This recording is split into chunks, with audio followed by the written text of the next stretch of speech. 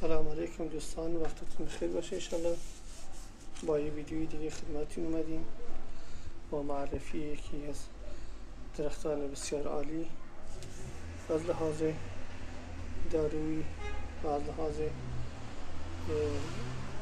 اینکه این درخت بسیار کاربردی برای ما میتونیم در باغچه هامون، در باغامون یا گوشه خونه اینو به صورت گلدانی هم استفاده کرد که جوشانده برگ این درخت بسیار عالی هست برای کسانی که آفتی دوامی دارن، دندون درد دارن، بعد مشکلات دندان دارن، بسیار عالی هست و میشه استفاده بسیار عالی ازش کرد.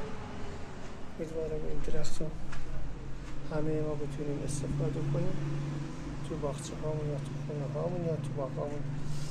این درخت الان 1 ساله هست، 1 سال و نیمه هست که میتونیم استفاده کنیم در کنار گلهای خونه یا گوشه از گلهای خونه یا باغچه و بسیار کاربردی هست.